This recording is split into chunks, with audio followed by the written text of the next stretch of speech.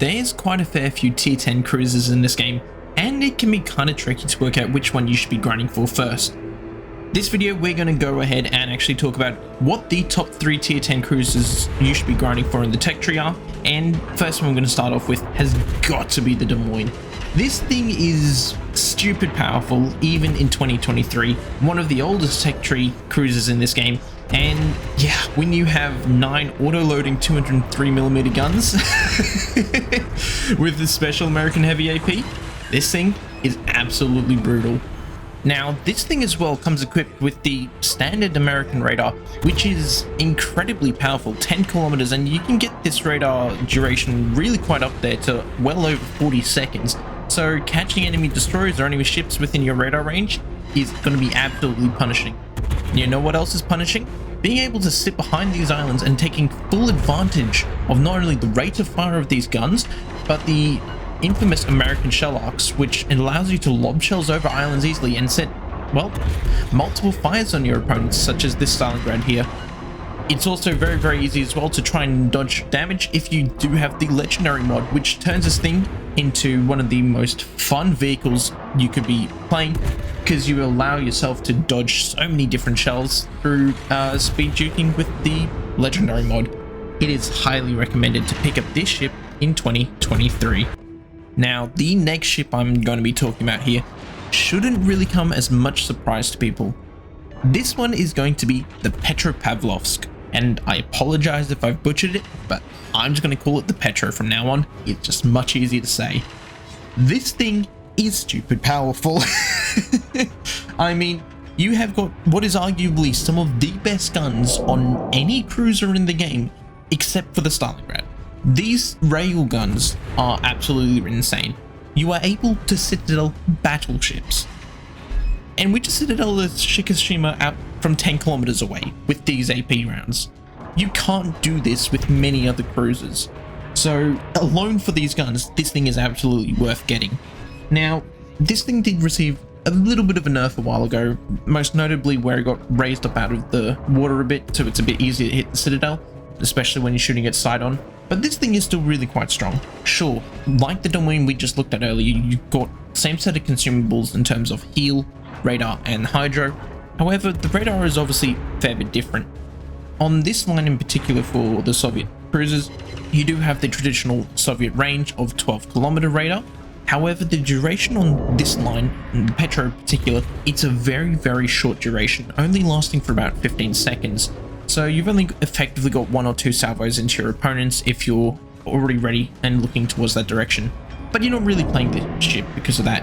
You're playing it for these absolutely ridiculous guns. These guns are so fantastic. Like, even if you are not citadeling people, and you will be citadeling people quite reliably, cruisers showing you broadside, absolutely going to punish them. Battleships, if you get close enough, you're going to citadel them extremely easily. But even if you don't citadel them, you're still going to be doing some monstrous AP damage into their broadsides, and it is just such a joy to play this ship. You can sit bow into people, you can go aggressive into them if you want to, because the armor does for the most part hold up quite well. And you do have 360-degree turrets as well, which makes pushing in just that's so much easier, being able to wiggle your ship back and forwards and not really have to worry too much about which direction your guns are pointing. This thing I absolutely adore, and I do recommend people absolutely go ahead and pick this one up in 2023 as one of their tier 10 tech tree cruisers that they're going to get first. Now, just talking about a couple of honorable mentions in this list here, and I'm going to start things off with talking about the Nevsky. I really like the Nevsky. Do not get me wrong. I think this is a great ship that people should be picking up. It is a fantastic long-range HE farmer. It has got some got a very solid radar, longer duration compared to the Petro, same exact range. The main downside for this ship for me is you've only got 8 guns. And whilst yes, the ballistics on these shells are amazing, but yes, only having 8 barrels is really why this thing sits as an honorable mention for me. The guns are great.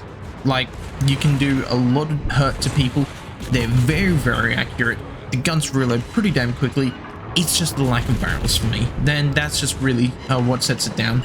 As you can see though, like, I was pushing it into both a Napoli and a Thunderer here. The armor on this ship does hold up for the most part, but you just have to be a little bit careful about it, because otherwise you're gonna get citadel just like that, and when you do so, it's not fun whatsoever. You do have some torpedoes as well, which is awesome for these kind of close quarter encounters, but it's still a fantastic ship overall, and if you are considering a light cruiser to be picking up in 2023, this is the one for you.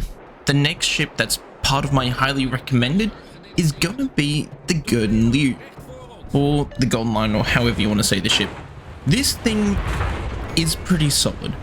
However, it is tricky to use. Obviously, one of the special things about this ship is the fact that you get airstrikes, which allow you to help you do damage to opposing ships without really the need to expose yourself. Now, this ship is pretty much the culmination of what happens if you take a Scharnhorst guns and you stick it as a tier 10 cruiser.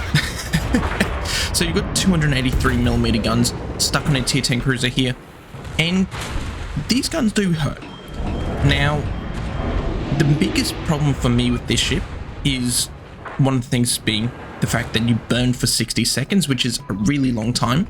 But when you're using the airstrikes, it's actually really quite tricky to use these. You need to give a significant amount of lead because they take 15 seconds to deploy, and that's normally enough time for people to actually dodge out the way.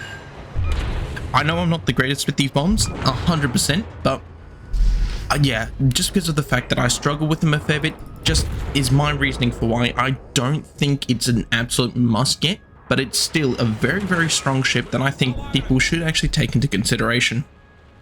Now, it is really, really quite a solid and fun ship to actually play, especially if you do manage to get those bombs lined up, but if you're coming under a lot of withering HE fire, it doesn't really go too well for you per se, because unlike say most of the other cruisers, you do burn for the full 60 seconds because it's classified as like a battle cruiser.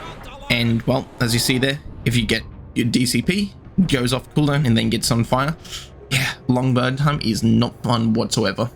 But here, like, this is a perfect example, being able to bomb destroyers and stuff behind an island without the need to expose yourself.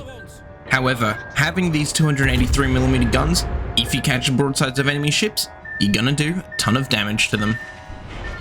Now, just before I move on to the final ship, let me know if there's any ships I've actually missed out on, or what you think might be some of your favorite tier 10 cruisers to grind in 2023. Now, here we go. My final pick is gonna be the Venezia, the Italian tier 10 heavy cruiser. This thing is a lot of fun, and what can be better than having 15 guns with sap? Like, you can do a ridiculous amount of damage with these sap shells to not only enemy battleships, enemy cruisers, but if you manage to catch enemy destroyers, you will absolutely annihilate them. And well, look at this Hindenburg right here. That's a 10k salvo. And that's all with sap on the superstructure. This thing has got some fantastic guns. And well, 15 guns as well. If you catch a broadside of an enemy ship, switch to the AP, they're going to regret their life choices. This thing is really, really quite strong. I love the sap on this thing.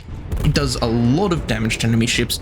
And of course, one of the Italian traits, you've got the full speed smoke generator as well. So if you need to quickly disengage or go dark, pop that smoke and well, you've disappeared. The torpedoes as well on this thing, you do get Italian sea mines, so they do hurt. They just take a while to travel there, but when they do hit, you're gonna do a ton of damage to people. So getting a triple torpedo there into that St. Vincent, for example, yeah, he's gonna regret those life choices. But these guns, having so many of them and being able to fire sap, obviously the downside of this ship being the fact no HE means you can't really be setting people on fire. You got to rely purely on being able to penetrate them with either sap or AP, and the reload can be kind of long. Obviously that's one of the good things in terms of balance. You don't want to have a super rate of fire with these caliber guns. 203 with sap, 15 of them, that'd be kind of brutal.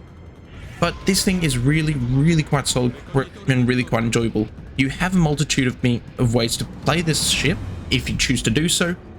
Namely, if you want to go for a lighthouse build and take full advantage of the new legendary module, absolutely go for it. This thing could be absolutely insane. But that's going to round it off for my list of top tier 10 tech tree ships that I recommend people should absolutely be picking up in 2023. Let me know down in the comments if I've actually missed out a particular tier 10 that you would recommend players to be picking up first, because as I've said before, there's actually quite a fair few of them in this game. Anyhow, if you've ever wondered what the best mods to be using in 2023 are, you're gonna want to click on this video up here.